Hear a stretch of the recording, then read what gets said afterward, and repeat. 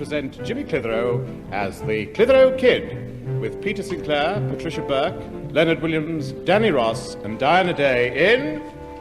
The Old Man of the Sea.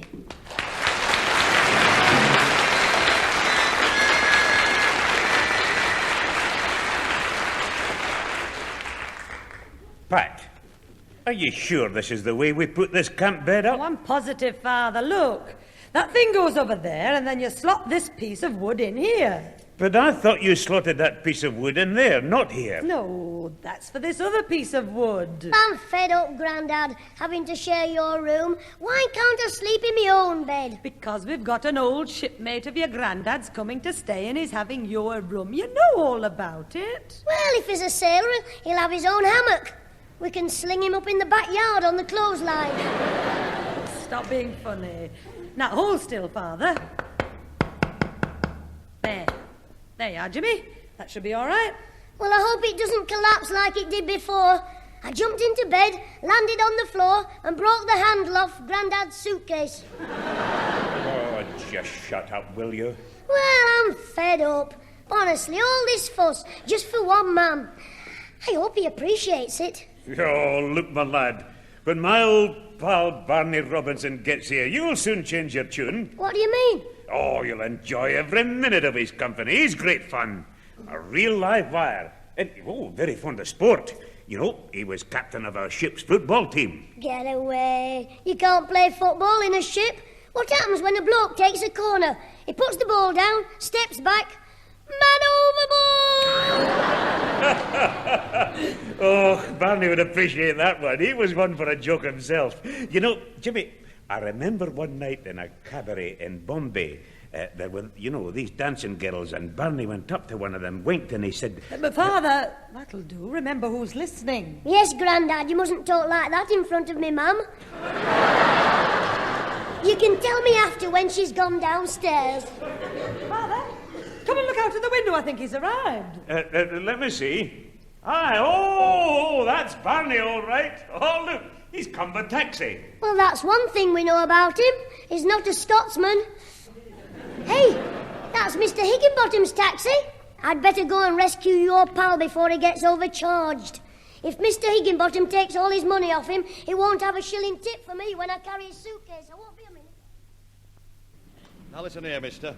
I brought you from the station, and what can't speak can't lie. Look, there's 5 bob on my clock. Oh, well, your clock must be fast, then.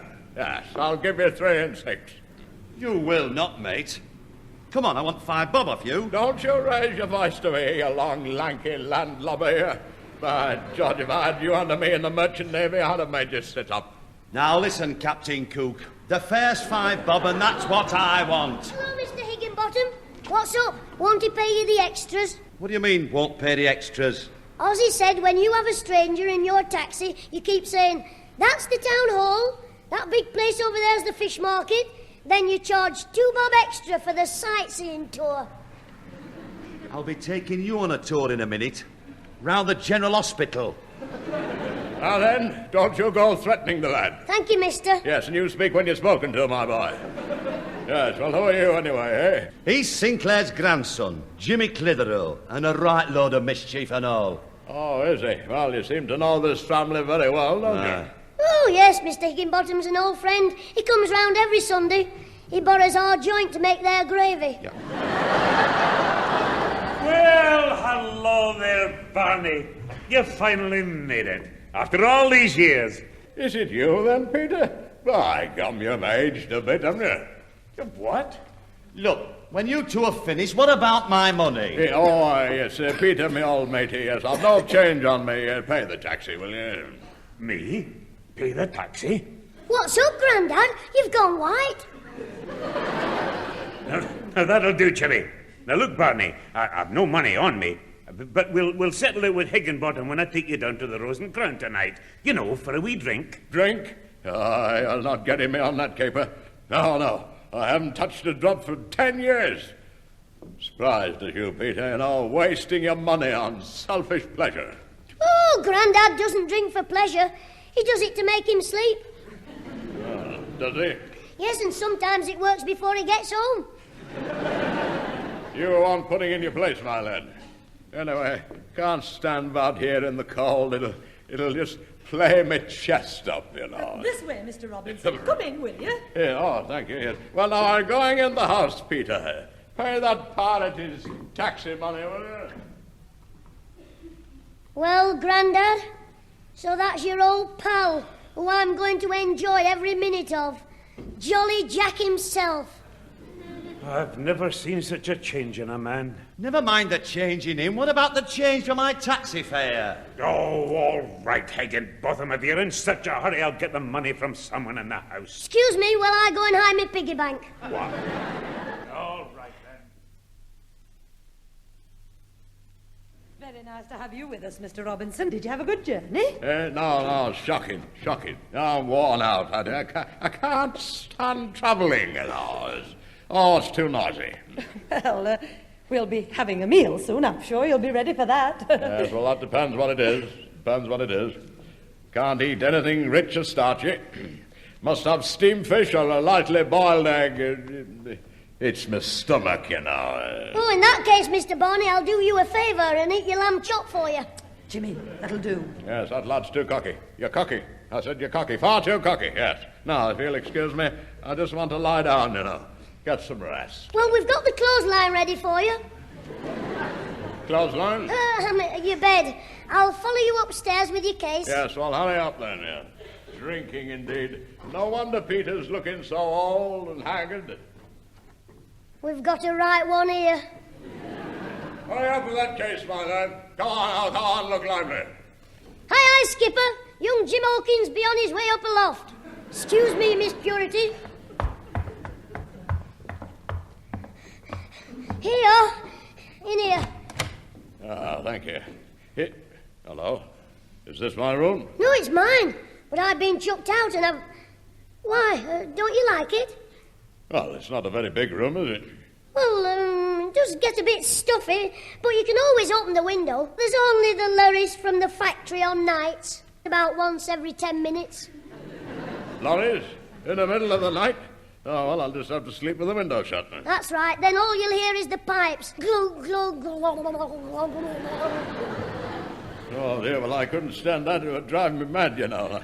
Isn't that a room I could have at the back of the house? Well, you'll just have to swap rooms with me Grandad, and I'll have to sleep at Mr. Craythorpe's. Oh, well, will he have you? Oh, yes. He's very kind-hearted. I'll play on his sympathy. I'll wrap myself in a blanket and lie down on his doorstep with a note pinned to me. My name is Jimmy. Please give me a good home.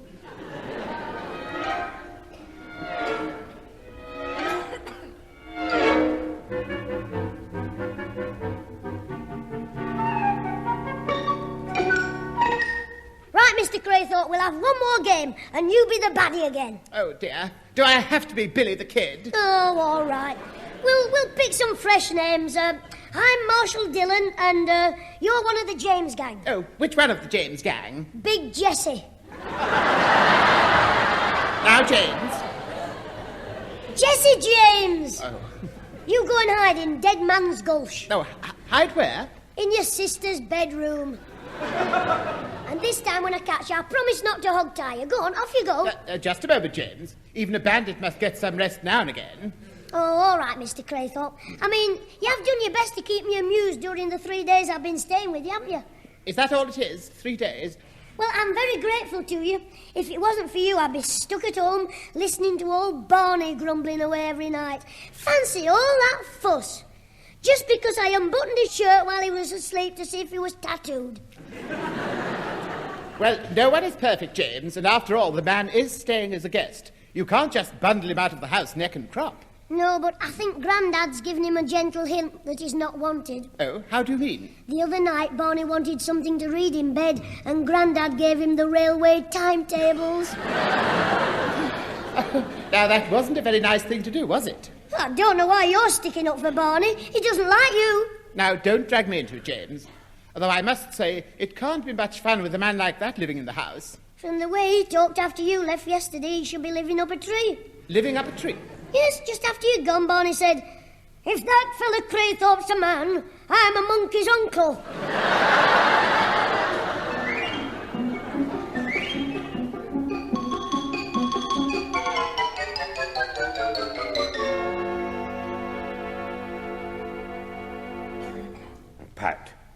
your voice down. Barney might hear you. I'm not really bothered if he does.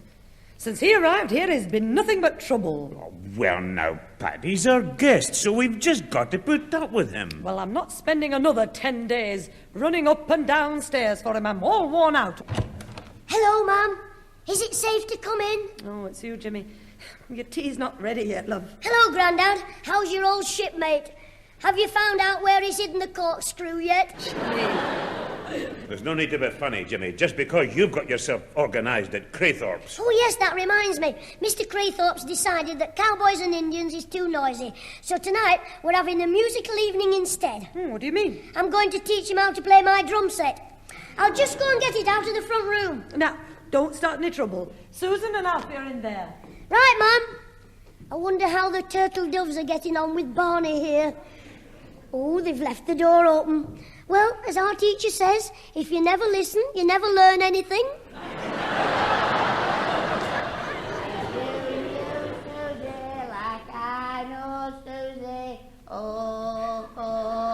Oh, go on, Susan, give it a kiss. Alfie, don't make so much noise. We'll have that horrible Mr. Robinson coming in complaining. Yeah, Susan, I wasn't making the noise, I was singing at you. Now, why won't you kiss me? Perhaps she can't. If he's singing to her, she'll have her head under the cushions. Alfie, stop it. Somebody might come in and see us. Yeah, well, what about it? I mean, I'm your boyfriend and you're my girlfriend and I'm very fond of you. I don't care if somebody comes in and sees me with you. Look, I'll go down on my bending knees now, fair Susan. Alfie, what's the matter? Oh, I've got cramp in my left leg. Oh, Susan. Susan, rub my left leg. It might come off. Better still, rub both his legs together. With a bit of luck, he might burst into flames. Hello? What are you doing in that door? Oh, it's you, Mr. Robinson. You frightened the life out of me. Are you listening in that keyhole? Yes, do you want to listen? You'll get a good laugh. It's Susan and Alfie. Now, you look here, my lad. Shh, listen to him. Oh, it's not doing me much good. Do you think I should roll my trousers up? Roll his trousers up? What's he doing in there? Having a paddle in the goldfish bowl. That's enough of that now. I'll teach him to carry on in there. Just break it up, you two. What? Oh, it's Mr. Robinson. Oh, yes, I heard you. Heard you at the door. Carrying on, young lady. Oh, you ought to be ashamed of yourself. Look, we were doing nothing wrong. And anyway, what's it got to do with you? Don't you answer me back. I see you, young man. I think I know how to deal with you. You, ta very much. Here's my left leg just below the knee. Now look here, Mr. Robinson. What we're doing is no concern of yours. You're only a guest here. Don't you talk to me like that. Hey, now what's going on in here? Oh, Peter, there you are. Look, now, you tell your granddaughter, will you, to show a bit of respect for me. Why, what's the matter? People who bend down listening at doors don't deserve respect. I don't listen to doors. No, he just happens to get a touch of lumbago every time he passes a keyhole.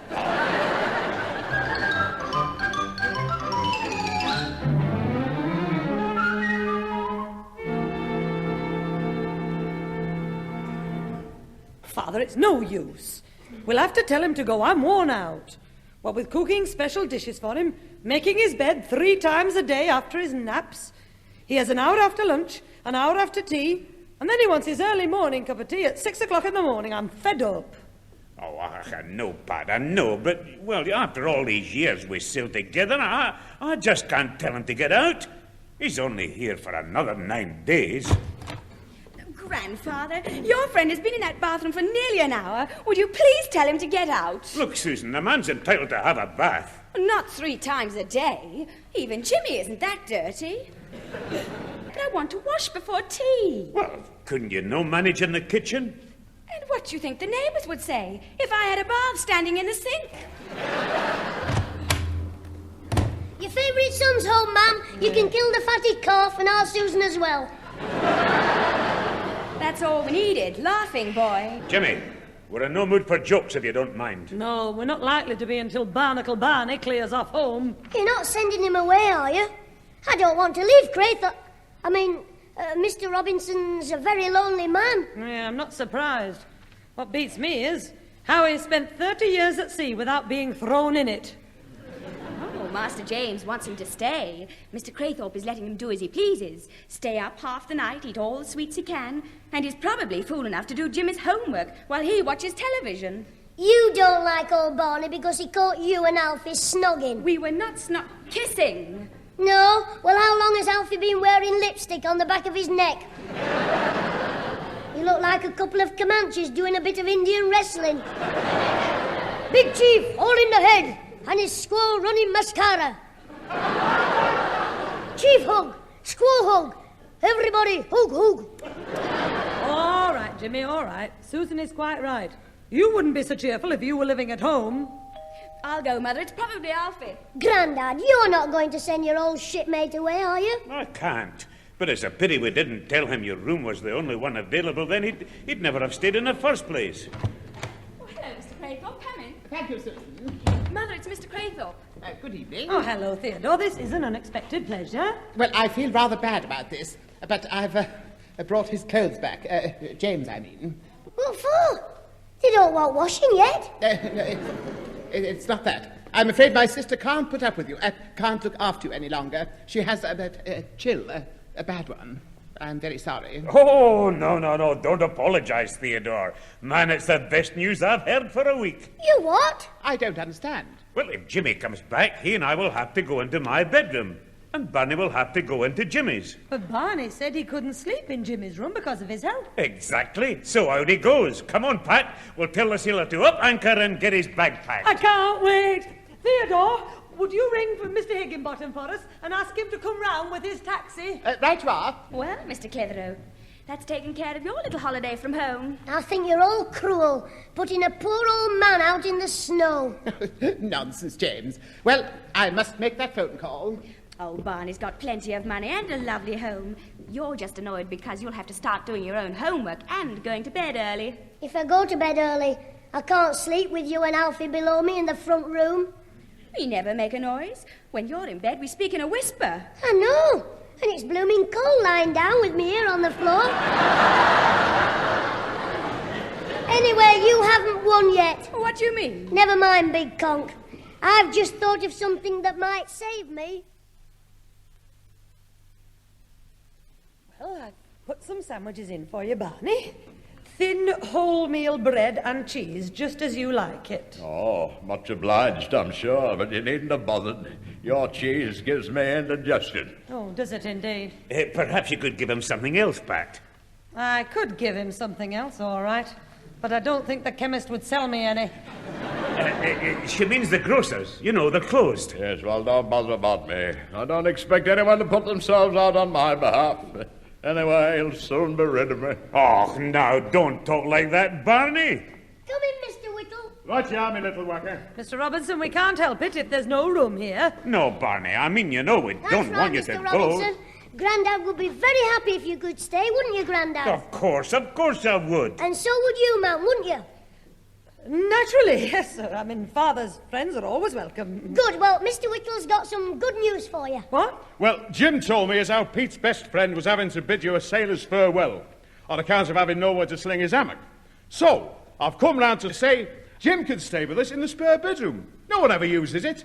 And your old mate can stay with you, Pete. See, Grandad, now you're happy again, aren't you?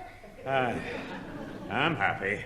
Well, Pat, we'd better get Barney's things back upstairs. Yes, well, if you'll put some hot water bottles in the bed, I may as well have a little nap before I eat. Yes, thank you very much. Yes. I'll put the kettle on. And Jimmy, I'd like to have a chat with you before you go to Mr. Whittle's tonight. Yes, Mum. Oh, excuse me, folks. I've just seen my old dad going up the path. I'd better tell him to get the spare room ready. You see, he keeps his bits and pieces in there, and he has the room locked. Sit tight, Chuck. I'll open the door. Hello, Iggy. How do, Harry? Is that fella Robinson in? I've called to take him to the station. Huh? Hey, Jolly Jack the Sailor. The hearse has come for you. Well, you've got some weird friends, Peter. Well, you're one of them. His friends, I mean. Now, don't you start, Jimmy. Hello, the troublemaker's at it again, is he? Don't you call my Grandad a troublemaker. I'm talking to you. Anyway, come on, Mr. Robinson, let's get away. Wait a minute. I'm not going. They've changed their minds again. Oh, have they? Well, you ordered me, so I want 3 and a tanner for being called out. Oh, yes, well, that's fair enough, fair enough. Peter, pay the man, will you? Who? Me? Well, you don't expect me to pay for your mistakes, do you? No, I'll pay him. Here you are, Higginbottom. 2, 3, 3 and 3, 3 and 6pence. What about his tip? That'll be the day. And next time you want a taxi for Robinson here, I'll be busy. But give me a ring and I'll tell you where to go. No, but I'm sorry, Mr. Higginbottom, did I tread on you? No, get in there. There's always room for another monkey in the Clitheroe menagerie. I suppose there is now that big ape's gone. Why is he always so miserable? It's his job. He'd probably be happier if he was something else, like a hangman. Well, you see, it's rather complicated, Alfie. Mr. Higginbottom came to take my friend to the station, but now he's not going. Oh, I know, Mr. Whittle just told me outside. Jimmy was staying at Craythorpe's, but he had to come back because Craythorpe's sister was fed up with him. With Jimmy, not with Mr. Craythorpe. And your friend was staying, but he had to go because Jimmy came back, but then he didn't have to go because he was going. Yeah, Jimmy was. So he wasn't your friend, but he will have to now because Jimmy can't. I think. I wish you would think. Before you open your floodgates. Jimmy can't what, Alfie? Well, he can't stay with Mr. Whittle. He's just coming to tell you. Why can't I stay with Mr. Whittle? They have a spare room. Yeah, I know, but they haven't got anything in it. Yesterday, his dad went to the sales and flogged the bed. Oh, the daft old bed flogger. Well, that means you'll have to go after all, Barney. I'll get your things downstairs. Oh, down, up, down. I feel like a blooming yo-yo. Well, there's no need to change anything. What do you mean? Well, I just had a thought. Jimmy can come and stay at our house.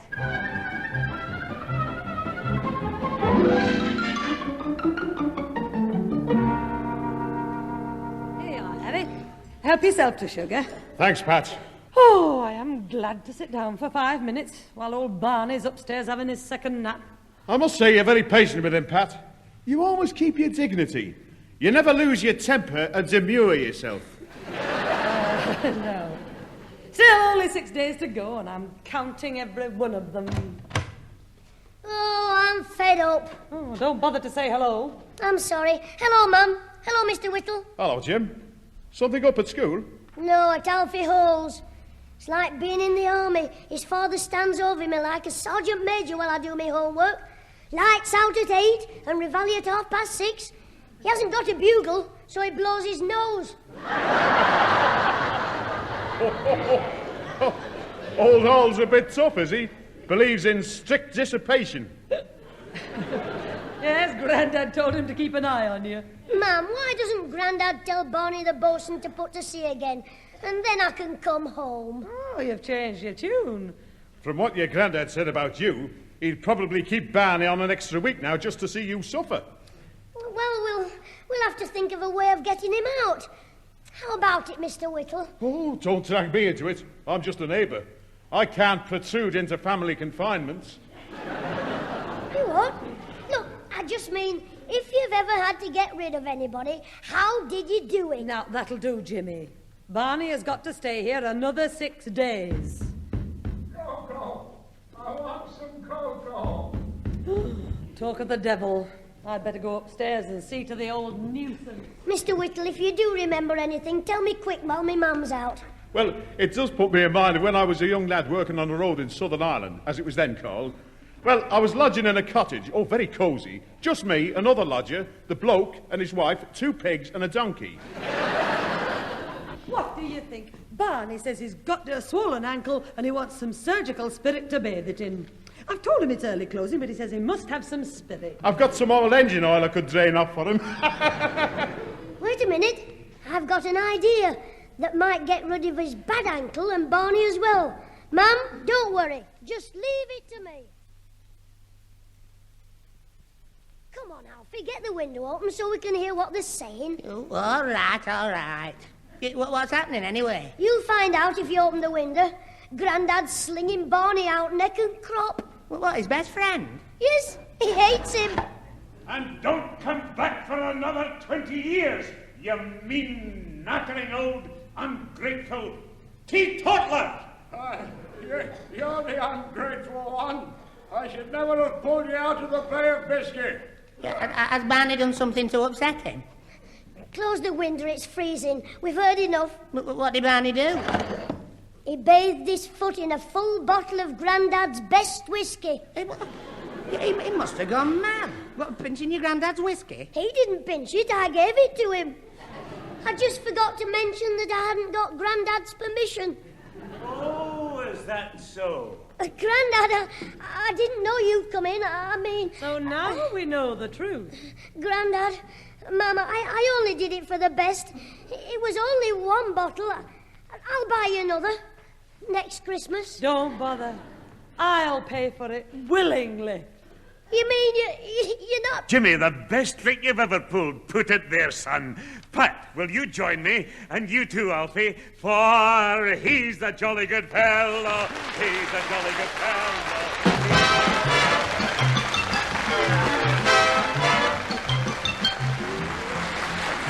Those involved with the Clitheroe Kid this week were Peter Sinclair's grandfather, Patricia Burker's mother, Leonard Williams as both Theodore Craythorpe and Harry Whittle, Danny Ross as Alfie Hall, Diana Day as Susan, Derek Guyler as Barney, and Tony Melody as Mr. Higginbottom.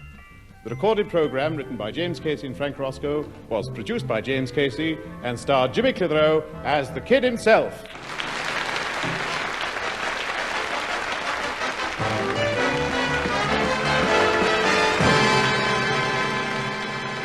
The Clitheroe